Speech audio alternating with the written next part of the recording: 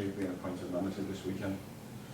So you've spent like 10 minutes talking about like things that might be wrong with the team in terms of sorting issues out and one thing and another in terms of like tactics and whatever. But when you go back 7 years, the problems that you had to sort then to get Liverpool to where you wanted them to be, there must be what you've got to do now must seem small in comparison to what you had to do then. The problems, what I'm saying is the problems that you've got to face going forward aren't as big as what you had to solve when you were coming in. Yeah, maybe. I can't remember the problems anymore. Let me go into it, and then I think, okay, what were the problems? I had no players in that week, so to train, and we had to play Tottenham at the weekend. That was a big problem, to be honest. But they came only on Wednesday and Thursday, and we played Saturday. Yeah. Was it early kickoff as well? Yeah. Of course. So, so that was my problem. Yeah, no, I don't compare. It's not important. What was 7 years ago, really not. The thing is that we have to bring in consistency. That's what I expect from us, honestly. That's it. And I know with opponents and stuff like this, it's more. You can never get guarantees for the results, and we never could. But performance level, we should start now. And actually, if you want, the last 3 games, we got 7 points. We won against Ajax, we drew against Brighton, and now we won against Rangers. I know it's not the league, but it's like 3 rather positive results, and Brighton after 2.5 weeks break, stuff like this. You can see it in 2 ways, but I'm not interested in that too much as well. But it's important that we are now a bit more in line, and let's go from here. So it's the way on the extremely high level the boys delivered in the last 3 years. It's difficult to get that all the time, but we expect it from us, first and foremost, to be 100% honest. And the boys do it as well. So now, let's go from here.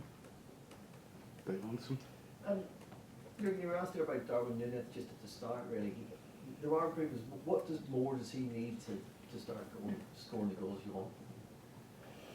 I think he said himself, he feels the pressure, these kind of things, he has to calm himself down, all these kind of things. You can see that the movements are exceptional. And if you would see him finishing in training, you would think, whoop, my God.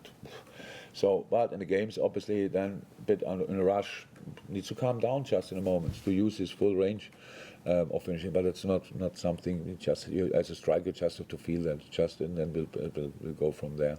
So, not to change, just to keep going, actually. Tim, last one in this section. Is Darwin a confident person? I don't mean a confident player, but he's a confident person because he's 23, he's just come over to this country, he doesn't really speak the language. Not at all. Not at all. Good morning. Let's go. Yeah.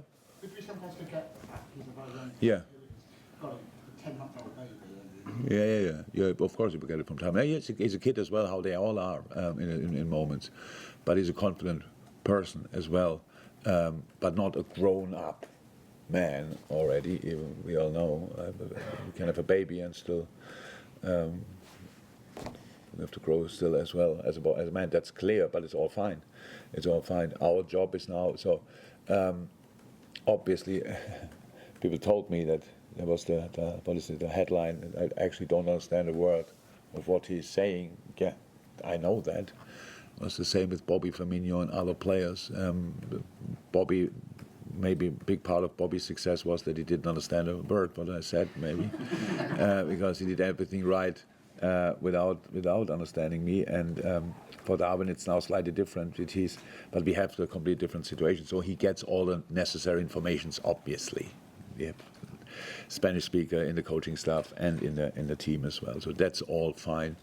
No, I understand that you asked, but I would say it's all fine. It was not a perfect start. He has a 3-game suspension, though, that you cannot get rid of them. And now this is still here. So he's an aggressive player. He's emotional.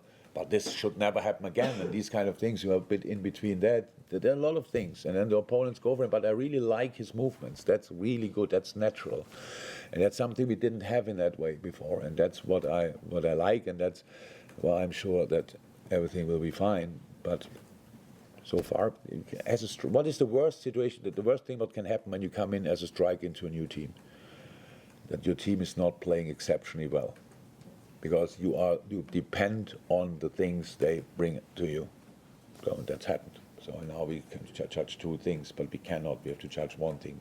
In the moment when we perform consistently to our level and beyond, then you need a striker to finish all the situations off we create then. So that's it.